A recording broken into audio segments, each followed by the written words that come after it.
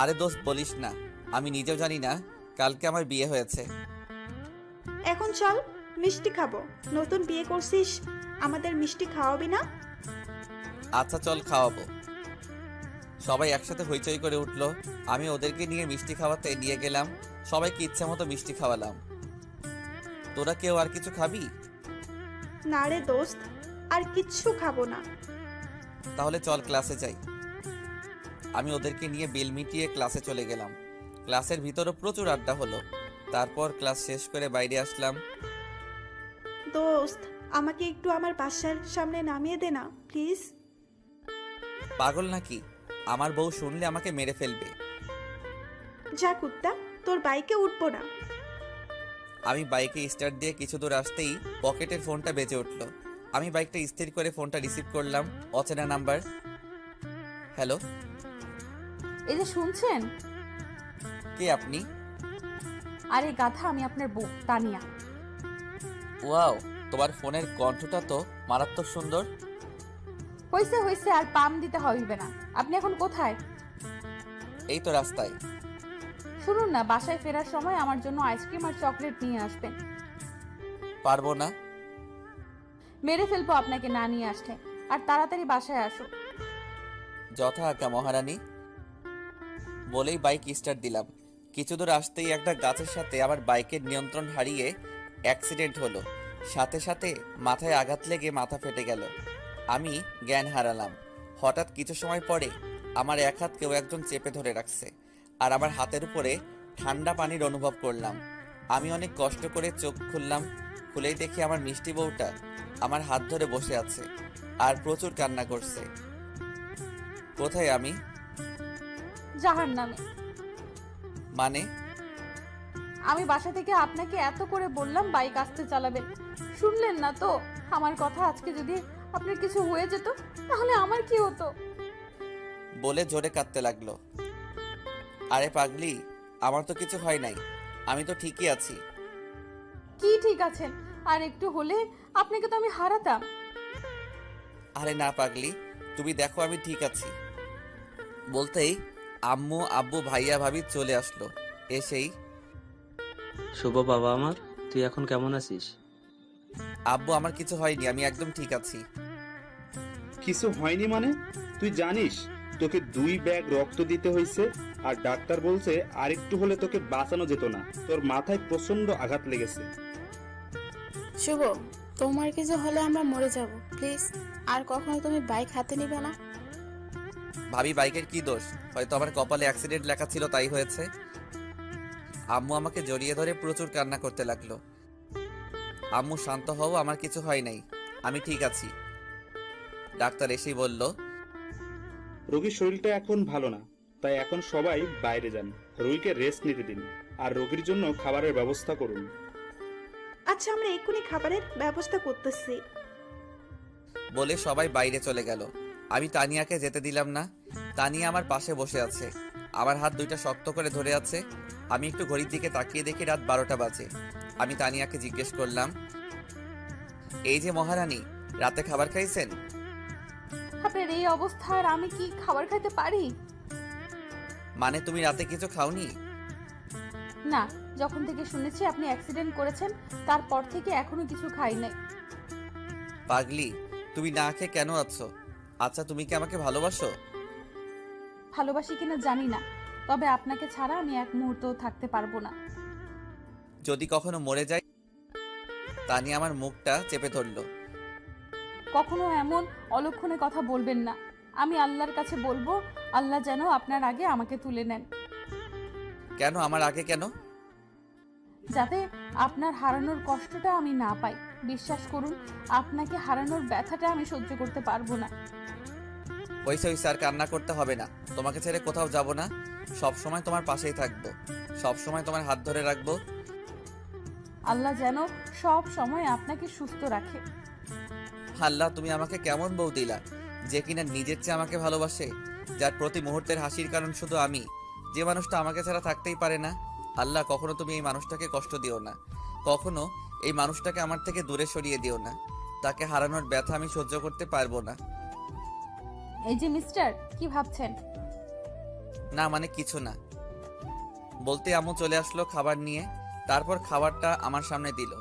আমি হাত টান দিতেই আমার বাঁ হাতে স্যালাইন দেওয়া আর ডান হাতটা কেটে গেছে, তাই ব্যান্ডেজ করা। আরে আস্তে উঠুন।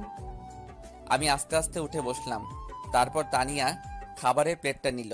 তানিয়া নিজের হাত দিয়ে আমাকে খাইয়ে দিচ্ছে। আরে আমি তানিয়ার মুখের দিকে ফ্যাল করে তাকিয়ে আছি আর ভাবছি মেয়েটা কেমন মায়াবী।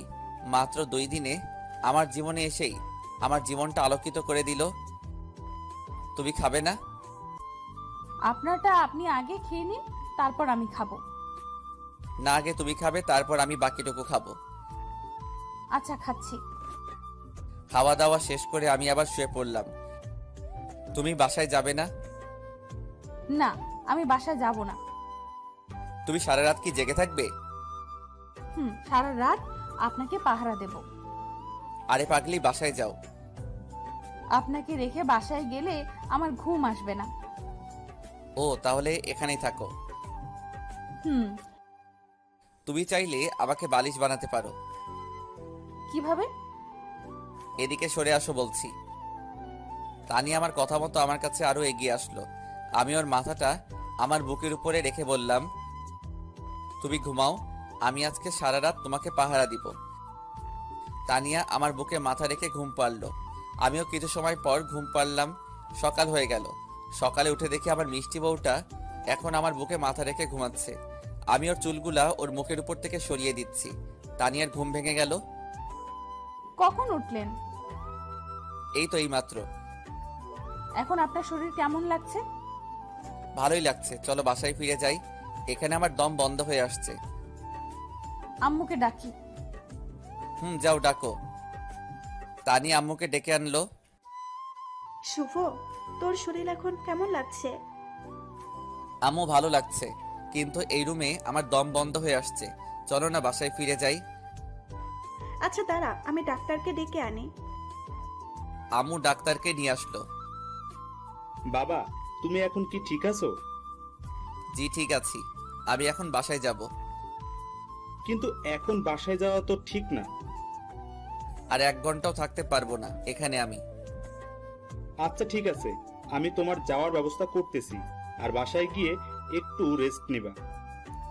আচ্ছা। অবশেষে ভাই আব্বু সবাই আসলো।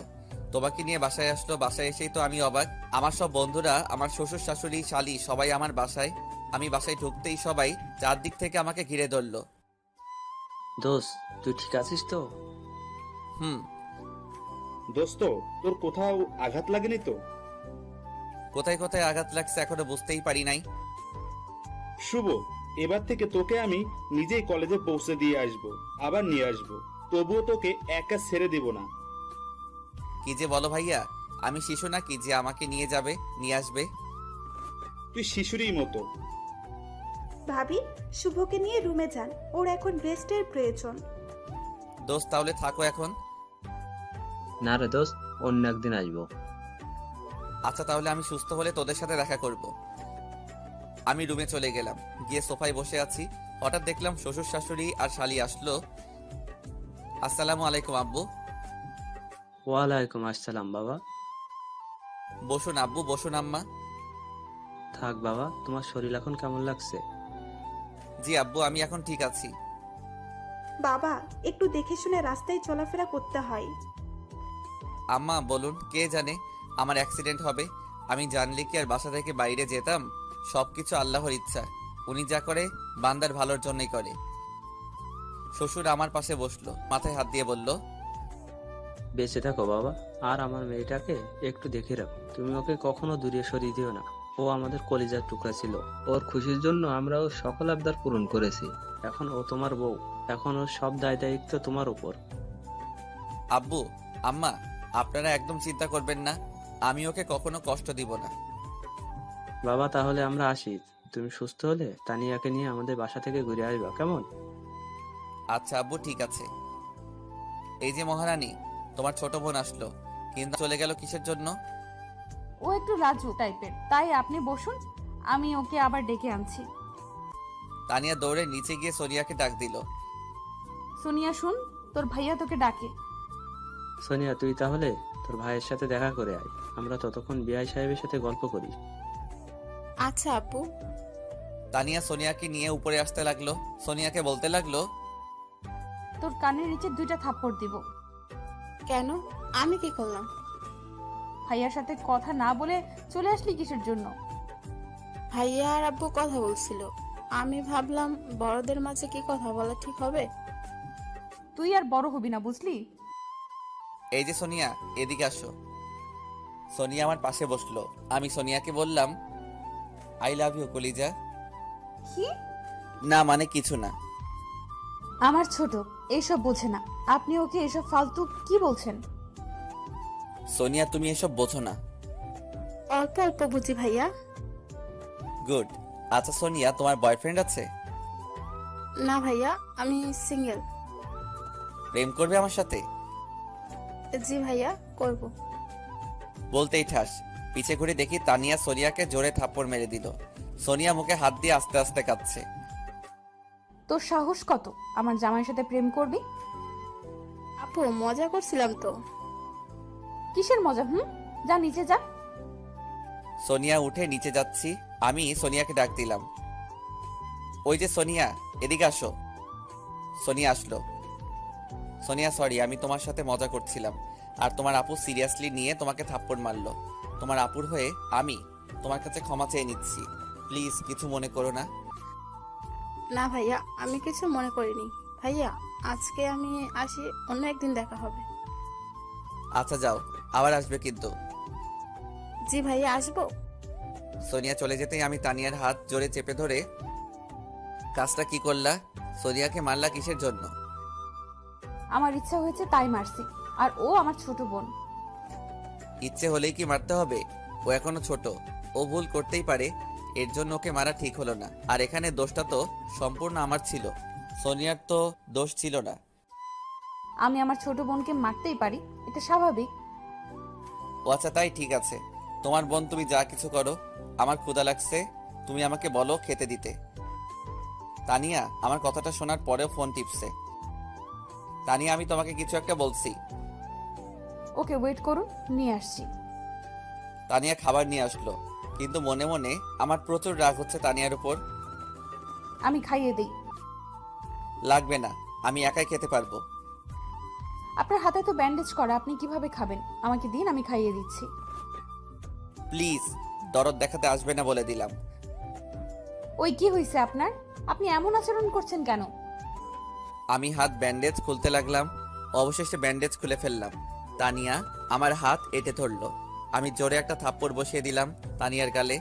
থাপ্পড় দিতেই তানিয়ার চোখ দিয়ে অঝরে পানি পড়তে লাগলো। তোকে বলছি না দরদ দেখাতে আসবি না। তানিয়া বালিশে মুখ দিয়ে কাঁদছে।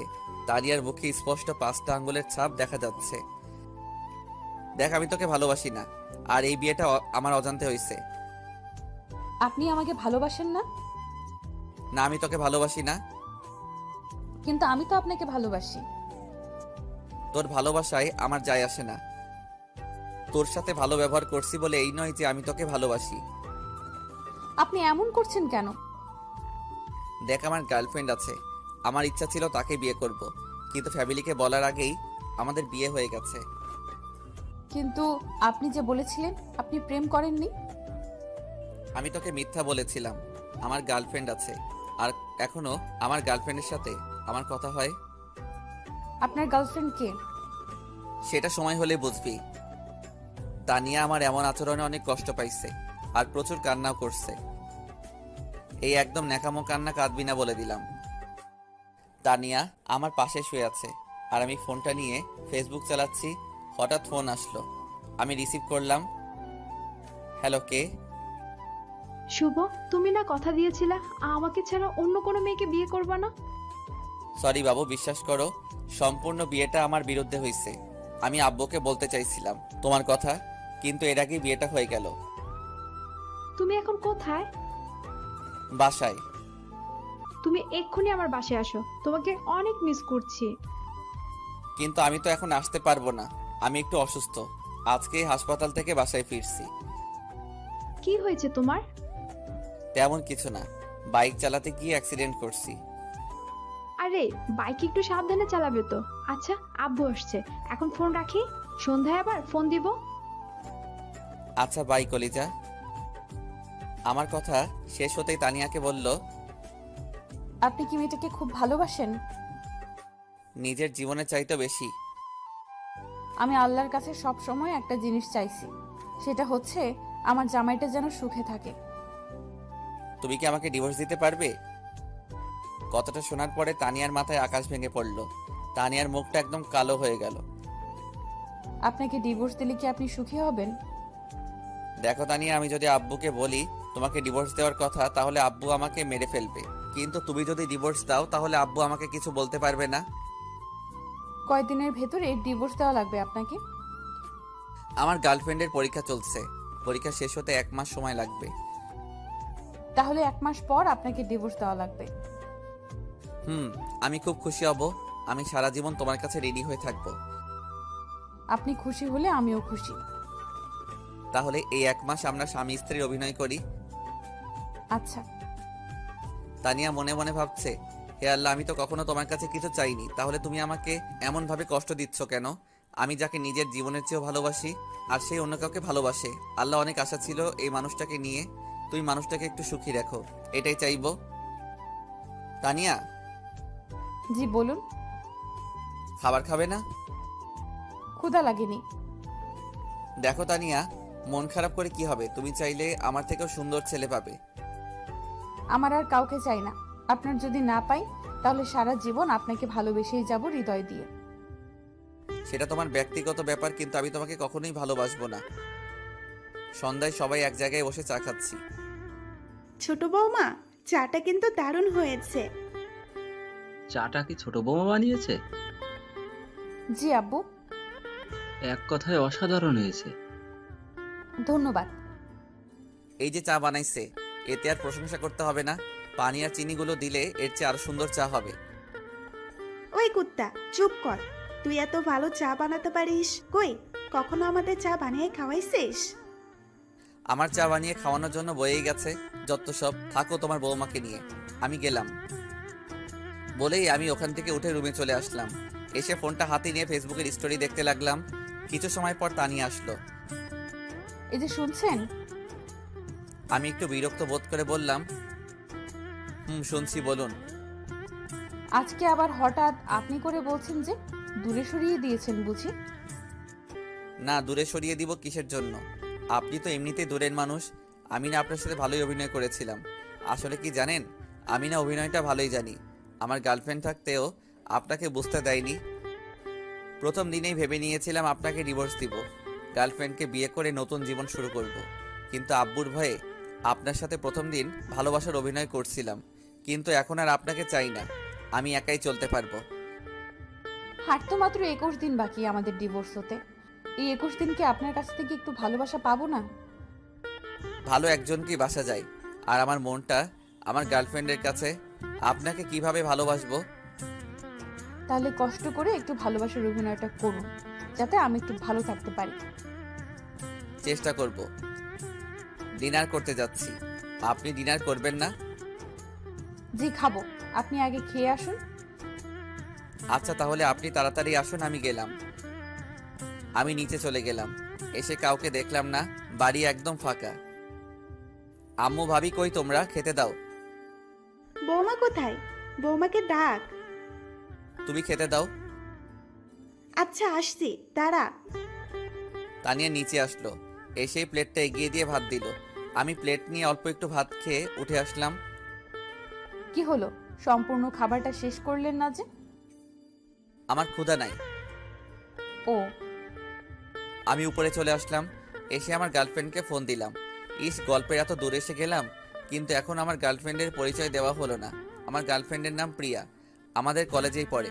প্রিয়ার সাথে আমার 2 বছরের সম্পর্ক, কিন্তু এই সম্পর্কটা কেউ জানে না। আব্বুকে বলতে চাইছিলাম, কিন্তু তার আগেই আমার বিয়েটা হয়ে গেল।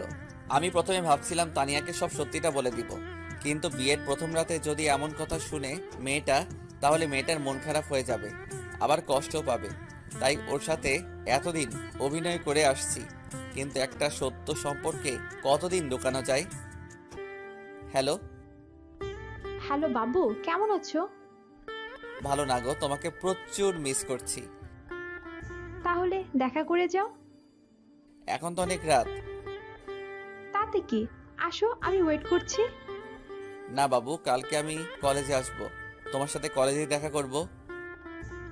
তাহলে তুমি কালকে কলেজের দক্ষিণ পাশে আম গাছতলায় বসবে, আমি ওখানে আসবো। ওকে ঠিক আছে, এখন রাখি, বাই। না, আর একটু কথা বলি। না গো, প্রচুর ঘুম আসছে আজকে, bye, good night. Good night বাবু। আমি ফোনটা রেখে বারান্দাতে দাঁড়িয়ে আছি। হঠাৎ পিছন থেকে আমার ঘরে ঠান্ডা কম্বল অনুভব করলাম। আমি পিছে ঘুরে দেখি তানিয়া আমার ঘাড়ে হাত দিয়ে। কি গো, কখন আসলেন? এই তো এখন আসলাম, চলুন না ছাদে যাই, এত রাতে ছাদে কি? একটু গল্প করব আর আকাশের তারাগুলো দেখব। কোনো দরকার নাই, আমার প্রচুর ঘুম পাচ্ছে। ও তাহলে চলুন ঘুমিয়ে পড়ি। আমি রুমে এসে একটা বালিশ দিয়ে সোফায় এসে শুয়ে পড়লাম। তানিয়া ব্যাপারটা দেখে একটু কষ্ট কষ্ট অনুভব করছে। আরে সোফায় কেন, আমার এখানে আসুন। না, আমি এখানে ঠিক আছি। তানিয়া আমার পায়ে পড়ল। আরে আরে, কি করছেন, ছাড়ুন। আপনি আমাকে সব সময় দূরে সরিয়ে দিন, আমি সহ্য করতে পারবো, কিন্তু রাতটা আমার পাশে থাকুন। আমার প্রচুর ভয় লাগে একা একা থাকতে। কথাটা শোনার পরে আমি বালিশটা নিয়ে আমার খাটে চলে গেলাম তানিয়ার আবদার রাখার জন্য। তানিয়া অনেক খুশি হলো, ওর হাসি মুখটা দেখতে বেশ ভালোই লাগছিল। আমি ওর দিকে তাকিয়ে আছি, আর এর হাসি মুখটা দেখি মেয়েটা এই 2 দিনে অনেক শুকিয়ে গিয়েছে, চোখের নিচে কালো দাগ পড়ে গিয়েছে। আমার আর তানিয়ার মাঝে একটা কোলবালিশ দিলাম, তারপর আমি শুয়ে পড়লাম। এই যে শুনছেন, বলুন। আপনার ফোনটা একটু দিবেন। এত রাতে ফোন নিয়ে কি করবেন? আব্বুর সাথে একটু কথা বলবো। জানেন, যখন আমার খুব মন খারাপ হতো তখন আমি আব্বুকে জড়িয়ে ধরে কান্না করতাম, কিন্তু এখন তো আর আব্বু নাই, তাই আব্বুর বুকে জড়িয়ে ধরে কষ্টগুলো ভাগাভাগি করা হয় না। ও আচ্ছা। আমি ফোনটা বের করে তানিয়ার হাতে দিলাম। থ্যাঙ্কস। তানিয়া আব্বুকে ফোন দিল। হ্যালো। হ্যালো আপু, কেমন আছিস? কে, সোনিয়া? হ্যাঁ, অনেকদিন হলো তোর সাথে কথা হয় না, তোকে অনেক মিস করছি রে।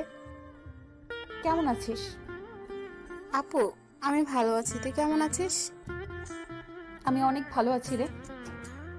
ভাইয়া কেমন আছে? তোর ভাইয়া অনেক ভালো আছে। ভাইয়ের শরীর এখন কেমন আছে? তোর ভাইয়ার শরীর এখন ভালো আছে। সোনিয়া, আম্মুকে একটু দে তো। তুই লাইনে থাক, আমি 1 মিনিটের মধ্যে আম্মুকে দিচ্ছি।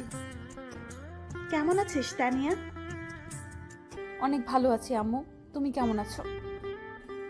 ভালো রে, তোকে খুব মনে পড়ছিল। জামাইকে নিয়ে একটু আসবি, তোকে একটু দেখতাম। আম্মু, তুমি তোমার জামাইয়ের সাথে কথা বলো, সে কি বলে শোনো। আচ্ছা ঠিক আছে, তুমি কালকে সকালে জামাইয়ের সাথে কথা বলবো। আচ্ছা আম্মু, ঠিক আছে। তানিয়ার তো কণ্ঠটা কেমন লাগছে, কিসের জন্য রে? আম্মু সর্দি হয়েছে তাই। আচ্ছা, ওষুধ খাবি কিন্তু। আচ্ছা মা। রাতে খাইছোস? খাইছি, তুমি খাইছো? খাইছি। আচ্ছা আম্মু, আজকে তাহলে রাখি, অন্য একদিন কথা হবে, অনেক রাত হয়ে গেছে। আচ্ছা ঠিক আছে। সরি, একটু বেশি সময় কথা বলে ফেললাম। ওকে, সমস্যা নাই বলেই আমি ঘুমিয়ে পড়লাম।